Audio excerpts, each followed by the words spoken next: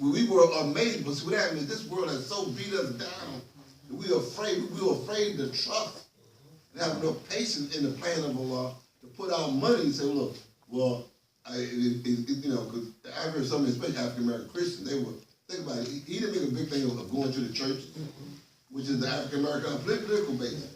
The African American leadership, established leadership, was for Hillary Clinton. They did not embrace him. So he couldn't go to the churches and get support. He went to the young people. And, you know, the group here was called the Young Lawyers for Obama. You know, the Young This for Obama, Young That for Obama. And they put together, it was like, I remember my daughter, they went places like Iowa, New Hampshire, South Carolina, it was, you know, Michigan, Wisconsin. I mean, yeah, I mean, remember they was all Western Philly trying to get help. I mean, they remember we tried to get housing for them. Yeah, you know, and so my point is, the people who stood to gain the most rejected the one who was building up the wall.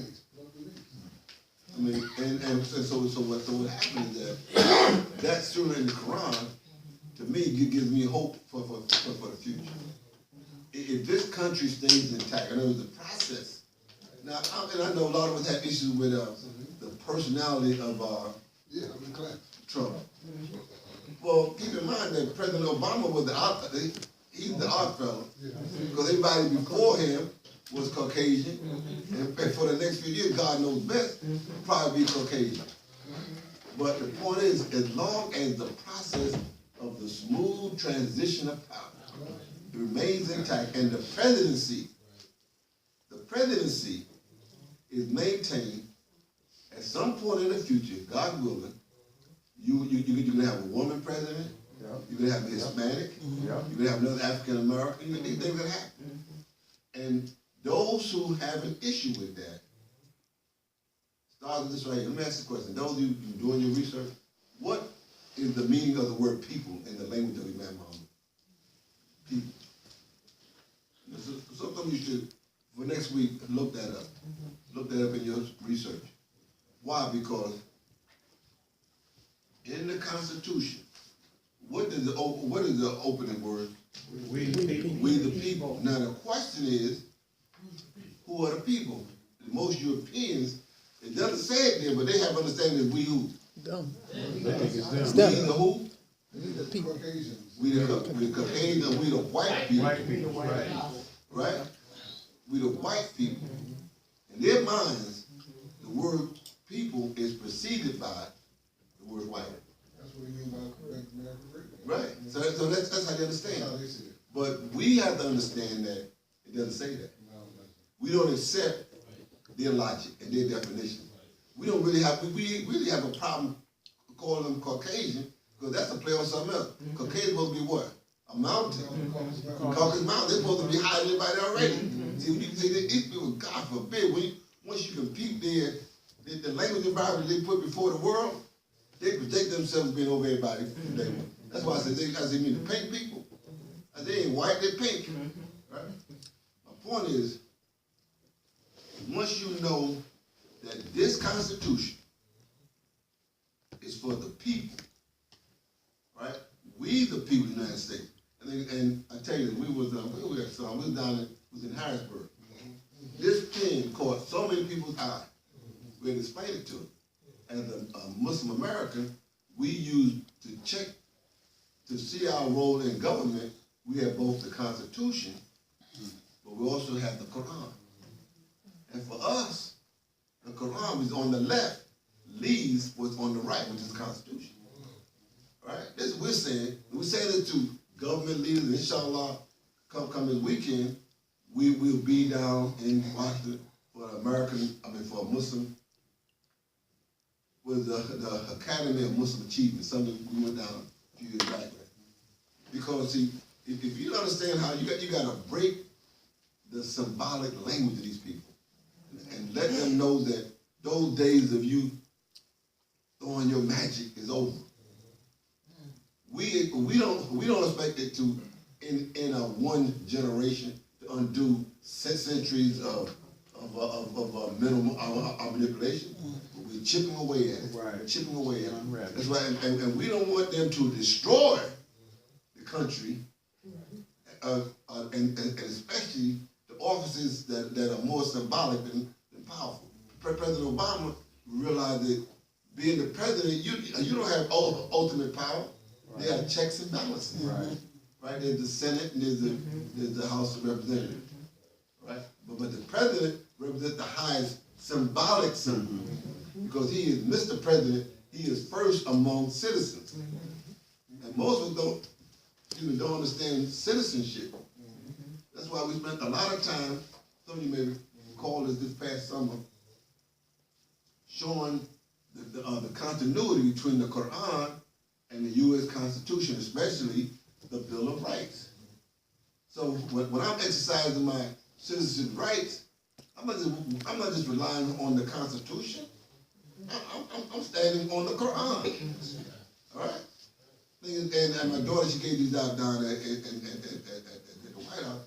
This document is now widely circulated because, see, the leadership know that if Muslims begin to really live their religion, like I said, us adults, for most of us, we, in the TV show tonight, we just scratching the surface about Islam. But inshallah, this young lady here, imagine when she's our age. How many left? All right? Imagine the children who come up with understanding, it's just a given now. Like I was telling my kids at school days, I went to school. I said, for the first time in history, I said, when President Obama became president, most of them were 8 years old now, everyone wasn't aware. I said, for the first time in your conscious life now, you can say you want to be the president of the United States and real. Before that time, black children, African American children, they didn't think that way because the language environment did not give them that as a reality. All right? So here we are today. Here we are today. We're at a point where, inshallah, tomorrow there'll be this smooth transition. Right now, to make this point clear, and I'm so glad that Sister Tia was doing the love of the Prophet Islam. When we look at the character of the Prophet, see, that's what we follow. And when we compare his character with any of the presidents that have been in recent times, the one come closest is Barack Obama. Trump is so far away from the character. See, we don't not like him because of his policy. That is politics. But if your character is so outlandish, as a Muslim, as a human being, and I said this on Saturday when all of the politicians was here, we see ourselves not as Muslim in the traditional sense where they project Muslim, but we see ourselves even as Christians.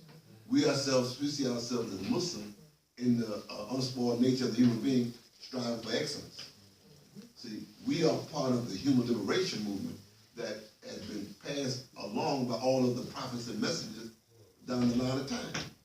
So our standards are what's the excellence in the human being.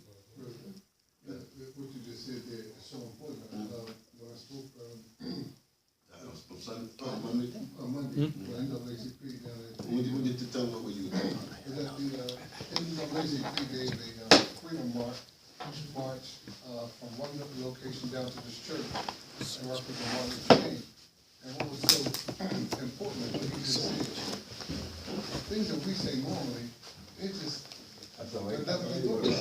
When I talk about 310 years of physical slavery, then add on 89 years of Jim Crow. I said, add up how many years you've been here. So if you've been here just a little over 400 years, you really, if you say we've been here 410, we only had freedom for 10 years. So if you had freedom for 10 years, and you were able to put one from among you in the White House, who they had to call Mr. President, look at the remarkable achievement that you made. And you gotta remember, I said, you are a new people. There's never in the history of man have there ever been the African American on the planet. You gotta remember, when you're talking to Christians, they don't study like we do. And it was, and the clothesline went down with me. He sat all the way in the back, and he said, man, as you were talking, I was saying, what? Yeah, that's right. You see, because, so that's the narrative, because you gotta give them a victory. You gotta let them see, not only has there never been a group called the African American in the world, we're 410 years young, and on top of that, when we talk about what we went through, and you start calling out some of the names. I called out Frederick Douglass. I called out Nat Turner. I called out Harriet Tubman. And then I talked about the treatment that they got. And I said, and guess what? They said, isn't this the book that you gave us? Didn't you say that you were a Christian? You're not living up to that. I say, so really, we were showing them that they were out of character. And what did they say?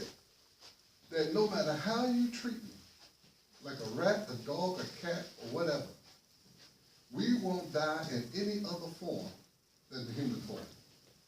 Do you know how powerful that is? If you treat a Jew like that, he'll treat you, guess what he'll do? Shoot your ass in front of your children, right in your head. And look, and I say, and guess what? We had modern day testimonies today. E-Man, I guess they call him E-Man. What's his name? Nelson Mandela. Look what he went through. Could have been president for life if he wanted to. So we had that kind of original unspoiled nature, and we've been guarding the process, and we can't now, since God has chosen, because I gave him Surah 28:5, where Allah said he will give the ones who've been rendered weak the victory in the land. I said, but he can't give it to us if we pick up the old black power movement. We gotta be leading the human liberation. And I said, what proof do I have? Surah 28, chapter 28 in the Quran, verse 5. Where Allah said he has been conditioning us. I said, what do I mean by condition? He conditioned us by having nobody else come to our rescue in America. Right? Only one we could call on was who? Yeah. God himself. And here are people with the power of God by themselves have risen as a standard of human excellence, and that's what Barack Obama represents. Right. And so when we talk to our Christian brothers, we have to bring them along. They don't see things like we do. Right. They don't know that we're brand new people. We have to still, they can't go back and talk to what tribe do they come from in Somalia or Nigeria. But they haven't been taught like us. So if we bring them along, we can work together and influence people based on what we've been exposed to. That's a long question. Did you tell them the scenario where you were? Tell them that how the church was packed to the rafters. Oh, the church was packed to the rafters, and it was, what church? Come on, talk to us, bro. St. Paul's A&E Church. Okay. And it was. Now, to show you this, there's another thing you're gonna find out. Among the workers, Imam Abdullah always say this. Now, the president of the NAACP, guess who he is? Muslim. Ronnie. No. Kaleem Shabazz. So is that where Kenneth did the grand? And Kenneth Salam did seen that. Right. He did a freedom fight. Yeah. At the site where they marched from, and they marched from there to the church where I was waiting for the Kalila I was waiting for. And I tell you, man, you will see that as long as our language is right, and Kaleem Shabazz is an excellent example of that because he's an old school from us, from the Nation of Islam, love what he may work the environment. Right. And guess what? We have the knowledge, the wisdom, and the understanding to lead. And though he is a minority in terms of the majority that was there in the audience, and the people that's following that movement is led by a Muslim. It's led by a Muslim. And I'm not picking on anybody, but if Rodney Muhammad don't change his language, he will not be able to lead the people. And they were just certified as a racist group, the Nation of Islam, by even the Tribune and all the other folks, because you have not changed your language yet. So here, Kaleem Shabazz, down there in Atlantic City, he got a plethora of folks behind them. But we workers, from the Nation of Islam, we workers. We only just talk about it, study about it, we demonstrate it. And that's the beauty, man, is that they are ready for our leadership. But you got to teach them, you got to have compassion for them, and you have to teach them on universal principles. And I did show them that the Black Power movement had its time, but it had to die. for this time period, and that's the human liberation movement. It had to evolve. And then I said, it's also a movement that God ordained called